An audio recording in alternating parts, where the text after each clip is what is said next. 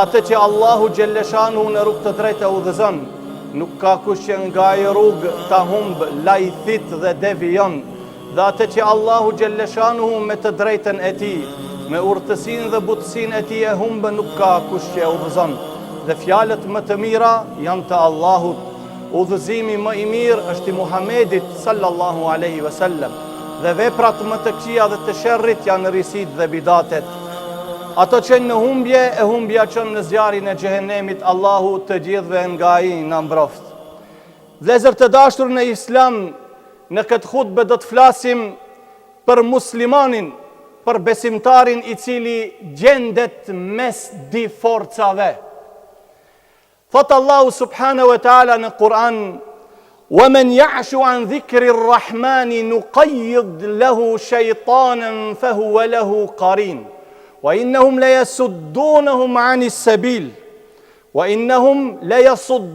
عَنِ السَّبِيلِ وَيَحْسَبُونَ أَنَّهُمْ مُهْتَدُونَ. Allahu thot: وَمَنْ يَعْشُ عَنْ ذِكْرِ الرَّحْمَنِ, ai i cili e largohet nga udhëzimi i Allahut subhanahu wa ta'ala, largohet nga urdhrat e Allahut, ja kthen shpinën Allahut subhanahu wa ta'ala dhe nuk don që atë ta ketë të afërmin e tij, mikun e tij, kujdestarin e tij, e Allahu thot: nuqayyid lahu shaytanan fahuwa lahu qarin. E Allahu thot atëherë ne këtij caktojmë një shejtan dhe kia të do ta shoqëron gjithmonë. Këtë çështje vëllezër Muhamedi alayhis salam në disa hadithe e shpjegon dhe e shqirton shumë interesant. Hadithin e parë ka nxjerrë Imam Muslimi në sahihun e tij nga Abdullah ibn Mas'ud radhiyallahu ta'ala anhu qala Rasulullah sallallahu alaihi wasallam: ma minkum min ahadin illa waqad wukkila bihi qarinuhu min al-jinn. Qalu wa iyyaka ya Rasul Allah. Qala wa iyyai illa anna Allah qad a'anani alayhi fa aslam fela ya'murni illa bi khair. Hadithin që e ka nxjerrë Imam Muslimi nga Ibn Mesudi thot: i dërguari i Allahut ka thënë, nuk ka njeri prej juve vetëm se për të është i caktuar një karin prej gjin, një shok i tij i pandërprer, gjithmonë e shoqëron, por prej kuj është prej gjinve. I thanë: wa iyyaka ya Rasul Allah. Ne tash e kuptuam, por tash na vjen një habi. Ne po habitemi, a edhe ti që ato që Allahu Gjelleshanu të ka zgjedhur? Qale wa iyyai, edhe unë të njëjtin e kam, edhe unë e kam karinin tim prej gjinve i cili është i caktuar të rinë afër meje. Illa anna Allah qad a'anani alej. Kurse Allahu më ndihmoi mu ndaj atij, fa aslam, e pranoj islamin, ose kuptimi tjetër, fa aslamu, unë jom i lirë, i rahatut prej ti. Fela ya'murni illa bi khair, por ai nuk murdhron mo vetëm se punë të mira me vepru. Po ashtu në rivajetin tjetër: ma minkum min ahadin illa wa qad wukkila bihi qarinuhu min al-jinn wa qarinuhu min al-malaika. Një rivajet tjetër përsëri është në Sahihin e Imam Muslimit, vetëm se është i caktuar për secilin prej juve një shok i pandar prej gjinve dhe një tjetër është prej kuj, është prej melekve. Hadithi tjetër e ka nxjerrë Imam Ahmedi në Musnedin e tij. Qala Rasulullah sallallahu alaihi wasallam: ma minkum min ahadin illa waqad wukkila bihi qarinuhu min al-jinn wa qarinuhu min al-malaika. Faqalu wa iyyaka ya Rasul Allah. Qala wa iyyai illa anna Allah qad a'anani alayhi fala ya'murni illa bihaq. Tha Muhamedi alayhis salam, të njëjtin hadith që ishte manalt, por tash tha, edhe mua Allahu ma ka caktuar ato, një prej gjinve, një prej melekve, por ki prej gjinve nuk murdhron vetëm se në hak. Hadithi tjetër është pak më i gjerë dhe është interesant, e ka nxjerrë përsëri Imam Muslimi nga nëna e besimtarve Aisha radhiyallahu ta'ala anha, qalet anna Rasulullah sallallahu alaihi wasallam kharaja min indi laylan.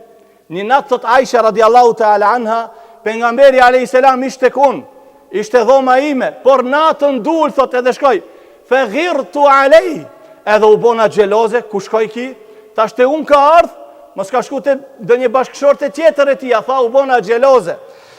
Fe kale Resulullahi sallallahu aleyhi ve sellem, ma leki ja Aishetu, e ghirti aleja, qka është puna jo të Aishet, që qëtësuar, mos u bone gjelos, ndaj meje, tha Aisha. Fe kultu wa mali la je gharu ala mithlik. Thash si oj dërguari Allahut, një grua si këshemblim, mos bëhet gjeloze ndaj teje, nuk është e mundshme. Tha pejgamberi sallallahu alaihi wasallam, fe kale, e gja e ki shejtanu ki ja Aisha, a mos të ka ardhë që ta shejtani dhe filloj me ato vezveset e tia, me pëshpëritjet e tia. Kultu e wa ma'i e shejtan, ja Resul Allah, pse ako mund edhe shejtan në vete që më shështëron? Kale, naam, e ma'a kulli insanin shejtan, a se cili njëri edhe aje ka shejtan? Kale, naam, ja Aisha, se cili shejtan, thash, ja Resul Allah, e wa ma'a ke shejtan, a edhe ti qaq, edhe ti e kini shejtanin tënd? Dhe me thonë, unë e paskëm, se cili njëri e paskan vete, që a i pëshpëritën e frimzon pun të këqia, në veprat këqia, a edhe ti e kia të kale, naam, illa enë Allahe qad e aneni alejhi hatta eslem. Allahu tha më ndimoj mu, deri sa qka a i e pranoj islamin. Dhe zër këto 3 hadithe, edhe ajetin që lexova më herët, këto na qojnë me të vërtet me qenë më shumë se të kujdesshëm. Përse? Për arsye se gjindemi me një forcë pranë dikujt, i cili na shoqëron, i cili gjithmonë na inspiron me bo veprat këqija, me bo punë të këqija, me fol fjalë të këqija, edhe me mendu keq. Shiqoni Aisha radiallahu ta'ala anha, me njerë mendoj për pejgamberin sallallahu aleyhi wasallam, ku ka shku ki, qka është puna këti, pse mos qëndron të unë, natën dul prej shtëpie, kush ja pru këto veset? Shejtani. Prandaj ne duhet jemi të gatshëm dhe të përgatitët, se me të vërtet jemi pranë një force. E atë forcë është e një efriti prej gjinëve. Ajo është shejtan prej gjinëve, për këto është i obligutaj.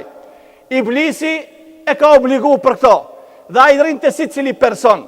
Ta është i vllai i dashët, nëse këtë shejtan, këtë iblis, me largu, me qka mundesh me largu, a me përdor gjoja tjera, me hon kep e gjëra tjera që me ardhe era keqe, jo. Allahu qka thanë në fillim, wa men ya'shu an dhikri Rahman, a i cili ja këthen shpinën kujtimit urdhrave të Allah të Rahmanit, mëshirplotit, nuqayyid lahu shejtanën, fe hua lahu qarin. E ati Allahu Gjelleshanu, ja cakton një shejtan, dhe a i shejtani gjithmon këto qka e udheq. Prandaj muslimani, nëse me këtë shejtan nuk miret hiq, nuk e dopson dhe nuk e dopson, atëherë qka do tjetë puna e këti shejtanit dita ditës forcohet. Dhe a i se ka problem me këto. Një pëshpëritje të vogël, ki e ndjek. Me isharet e bon për punë të këqia, ki e kupton. Pse? Jo mbo shok të ngusht, karin, pse ka cek Allahu? Karin, i afrëm, shok, shoqërues, gjithmonë është me këto. Po ne thona, a mundet ne shejtanin ton të detirojmë të pranon e islamin, si që ka vepru Muhamedi sallallahu aleyhi wasallam. Mund them se një gjohë tjetër, një gjohë e tillë shumë e vështirë. Por ne qka mundet?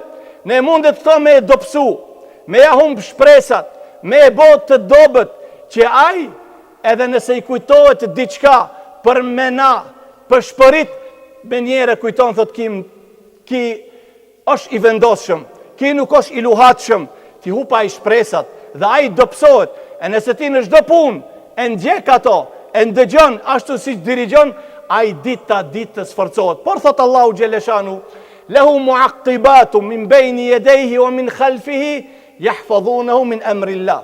Po shiqoni vlezër, a tha Muhamedi a.s. është i caktuar një karin, një shok prej gjinve dhe një prej melekve. Allah thot, lehu muaqibatu min bejni jedejhi o min khalfihi, jahfadhunahu min emrillah. Por pas ka edhe diçka tjetër e mirë, qka? Muaqibat, melek, të cilët vinë, njoni qëndron, pas ta i shkon, qetri o kujdestar, thot Allahu, min bejni jedejhi o min khalfihi. Ka kujdestar prej melekve që Allahu Gjelleshanu i ka caktu për besimtarit, a i njoni qëndron para, qetri qëndron bas, kur e krinë të detirën, shkojnë muaqibat, vin melek tjerë. Dhe me thonë melek, edhe meleku e mbron besimtarin, i kujton vepra të mira, prandaj ne e ndjejmë veten disa herë se jemi mes çka, mes di forcave. Një forcë po të thot, ki frikë Allahun, mos e bëhat vepër. Ki frikë Allahun, largoju haramit. Tjetër thot, hecbe, nuk është ki prej mëkateve të mëdhonja, a e din se sa shpejt lahet kjo, me istighfar, me marrjen e abdesit, dire qatë dhe u kri. Ki ko t'i lehtëson mëkatet, ki thot, ki kujdes, mëkatet e vogla, ato ko pas kohë shëndrohen dhe bëhen të madh, të mëdhonja, ato ta nxin zemrën si një pik pas një pikë të zezë, e atëherët izolohet zemra me pika të zeza dhe nuk depërton urdhri Allahut subhanahu wa taala. A nuk e ndjen vëllezër që ne me të vërtet gjendemi mes dy forcave? Njëna po të urdhron për punë të këqija, tjetra po të urdhron për punë të mira. Tjetra të largon nga ibadeti, e tjetra të ofron nga ibadeti. E Allahu subhanahu wa taala, ashtu siç na mësoi Muhamedi alayhis salam në hadith që tha, secili prej juve e ka një shok të ngushtë. Njëri është prej melekëve dhe tjetri është prej kuj, është prej shejtanave dhe është karin. Muhamedi alayhis salatu wassalam na tregon vëllezër një rast që ka ndodhur me të. Të e ka nxjerrë Imam Buhariu dhe Imam Muslimi në sahihet e atire të divën nga Ebu Hurajra radhiyallahu ta'ala anhu qal.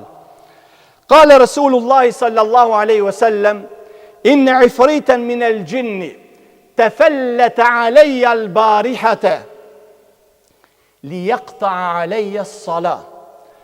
ولكن الله أمكنني منه فأردت أن أربطه إلى سارية من سواري المسجد حتى تصبحوا وتنظرون إليه فتذكرت قول أخي سليمان رب هب لي ملكا لا ينبغي لأحد من بعدي. Pejgamberi alayhis salam tha, pra misha duke fal namaz natë në xhami. Erdh shejtani karini në formë të njeriut dhe u përpjek mu me ma ndërprej, me ma prish namazin. Imagjino ti vëllez të vëlla falesh në pikën e natës, qoftë edhe të shtëpia jote, edhe të vjen diçka e zezë. Çka do të bësh ti? Do të japi selam ose do të ikish, do të bërtitish, kush je, çka je? Pejgamberi alayhis salatu wassalam tha, a ju përpjek mu me ma ndërprej, me ma prej namazin, por Allahu xhelleshanu më ndihmoi dhe e kapa. E kapa tha dhe e kisha ndërmend ta lidhi për një shtillë prej shtillave të xhamis. Derisa kur të vini unë sabat ta shihni ato, se si e kom lidh ato për shtille. Edhe mora këtë vendim, për mu kujtu fjala e vllaut tim Sulejmanit kur tha qale rabbi habli mulken la yanbaghi li ahadin min ba'di.